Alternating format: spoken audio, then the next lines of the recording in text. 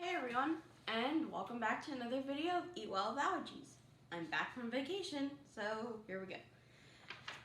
This week I'll be making a gingerbread cake. So in a cup, probably about a month ago, I had a poll on whether you wanted to make gingerbread cookie or a gingerbread cake, or I forget, but some other thing that a lot of other people voted for. So this week we'll be doing gingerbread cake. So what you'll need is a cup of softened butter. So basically just, you can put it in the microwave for a few seconds so it's soft. You can leave it out overnight like I did. You'll also need a cup of brown sugar. And this one you can substitute. It says you need half a cup of molasses, but I actually use corn syrup. It's a different flavor. This is actually the first time I've been able to get molasses. So I'll be trying it with molasses. It probably has a different flavor since it's required to have it. But you'll need half a cup of either molasses or corn syrup. You're also going to need 1.5 cups of flour, 5 teaspoons of ground ginger, 2 teaspoons of ground cinnamon, 2 eggs beaten, so just whip them up a little bit, a cup of milk, and 2 teaspoons of baking soda. You see I have the baking soda a little in a different bowl. That's because you want the reaction from milk heated up. It froths a little. So as you can probably tell, I'm monitoring the heat in this metal bowl that I have, and because I'm gonna actually do this over the stove. So if you can use a pot for this if you want. I actually just have a metal bowl that is pretty good for this. So you're gonna combine the butter, sugar, and molasses together. Once I get all the sugary mass out of this bowl. So once you get all of this sugary mixture into a bowl, try and get all the butter in there before it sizzles and scorches and all that kind of stuff. I'm gonna need a spoon. So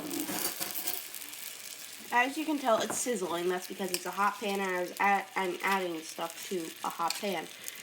So the molasses crystallized. So mix that around so the butter doesn't burn. Melt that butter.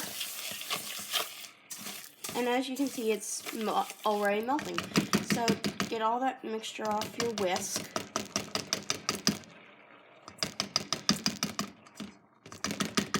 Come on, molasses. There we go. So I'm going to let that melt a little. I'll stir it a couple more times. But while I'm doing that,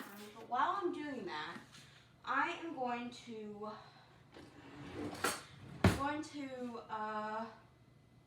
put my milk actually in the microwave. It says to do this in a pot because I'm using rice milk. It actually doesn't scorch or overheat or that kind of thing. So I'm going to put this in the microwave for about a minute, and we'll see where it is then.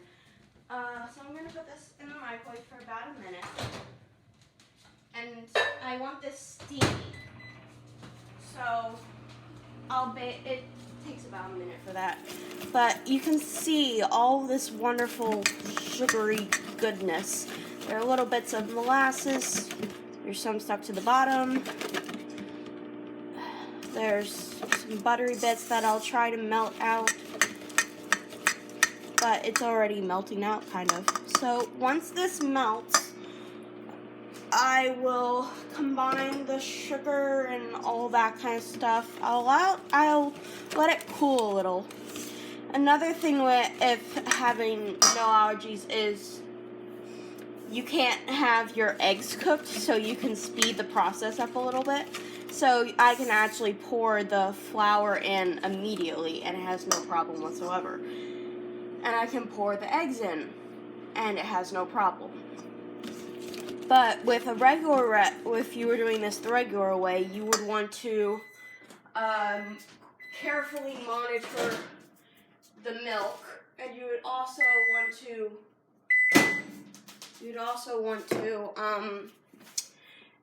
cool this sugary mixture before you pour in the eggs and the milk and all that kind of stuff. So this is melted. So I'm gonna actually, I'm gonna adjust this for you. So I'm gonna move that over there. I'm going to move that there. So that's the view I have currently. That's sugary mixture. So now I'm gonna add the flour and the spices. So the flour, ginger, and cinnamon. So this is gonna make it thicker. And whenever me and flour go together, it basically goes everywhere. So be careful. I already got some. And my father actually doesn't like ginger, so this cake is mainly for me and maybe a couple of my siblings and my mom. So as you can see, it's really getting thick, but the thing is, it gets thinner because you're adding eggs and milk. Oh, before we add milk, I have to add the baking soda to the milk. So this will just leave it for a couple minutes. You want to leave the baking soda in the milk for a couple minutes to let it froth up, let that chemical reaction happen, and maybe just stir this a little bit to cool it down. So as you can see, this is a very thick batter currently, but it's going to get thinner. So I'm going to just clean up a little bit while this is happening. I don't know if I mentioned how much baking soda we actually need, but you need about 2 teaspoons. I don't know if I mentioned that or not. I think I did, but you can never be too sure. You're also going to need you can have a different array of what baking pans you use. You can use some 8-inch pans. It basically depends on what you want to go for. If you want to go for a loaf or a sheet cake or 2 standard layer cake pans. I'm doing 1 cake pan. You can use, it says here, this mixture makes enough to fill 2 standard 7-inch Victoria sandwich tins or 1 10-inch diameter. Sorry, I have trouble with some words. 10. Grease your tins, preheat the oven to 325.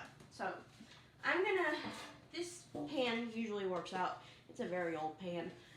We've had it for years and I've only used it like 3 times. My mom has probably used it none. So, where'd that spoon go? So I'm gonna stir the milk around. This actually has my eggs in it. So I mix the milk and the eggs in because I have no problem with the eggs.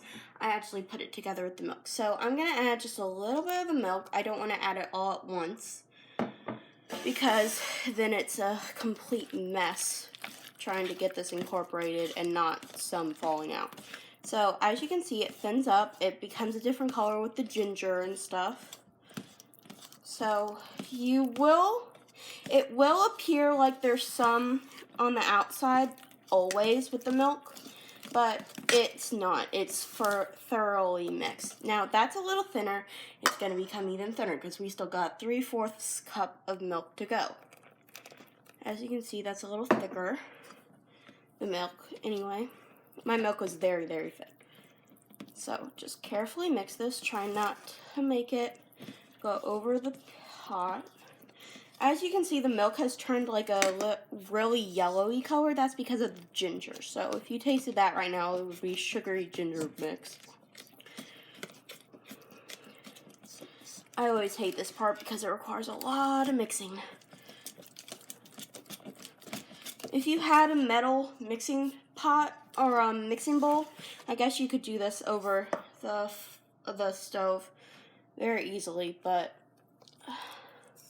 let me just get all that eggs in there.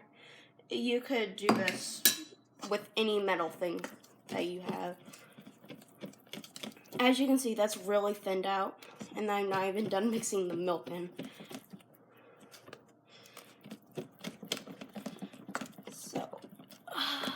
Let that mix a little bit. As you can see, it's a really different color. It's like a dark brown before with all the other stuff, and the milk has really lightened that brown. It's a very thin batter, as you can see, but that makes it even more gooey in the end. So that is basically our gingerbread cake. I just have to put it in the pan and put it in the oven. So it says to pour into prepared tins. Baking time for 2 to. So I'm basically gonna. I just put some spray oil on this beforehand, and I just, as you can see, there's like little oil spots there, and I just put some flour in it. You can. I add the flour as an assurance that's actually not going to stick. You can just use oil if you want to.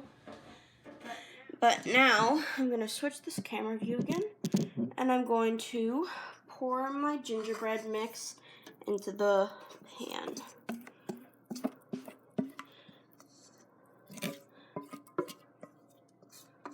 And if you want to, you can have like a buttery, caramelly top if you want. I always fail when I do that because I'm impatient for letting it cool or something. Or you can do like a poke cake or something like that. Now I'm going to put this in the oven and let it cook for an hour. So I'm going to end that view. So it is a really long time, but it needs it because this oven is set at 325, so it's a really slow bake. You want to gently cook that gingerbread cake so it's all moist and gooey and so excuse me. So you're basically going to cook it for an hour or until you can put a toothpick or a knife or something to see if it's fully cooked through and you can pull it out cleanly. So I'm going to see you in an hour. I'm going to clean up a little bit. Flour and I are not best friends. It goes everywhere. And maybe wash my hands from all the sugary stickiness. So I'll see you in an hour. Okay, so it actually took an hour and 15 minutes. And I'm actually going to show you what it looks like on this video. So this is what it looks like. Kind of looks like a loaf of banana bread, but the inside is like gooey and all that kind of stuff. So it looks pretty good. I know it will be very good once you let it cool and all that kind of stuff. So I'm turning that off. Okay, so like I said, took an hour and 15 instead of an hour, but that's because of the thickness of the loaf that I made. So it's different for each kind of pan that you do. You just have to watch it and not overcook it because then it will become dry. So just watch it, see how it goes. And there are a few crumbs on this knife that are there, but that just means that it's going to be a little more gooey. So that is the video basically. And next week I will be making, I think, cranberry cookies, because on the polls that I did while I was on vacation, you all voted for what order I would do them in, and the next one is cranberry cookies. So I'll see you next week where I make cranberry cookies. See you then.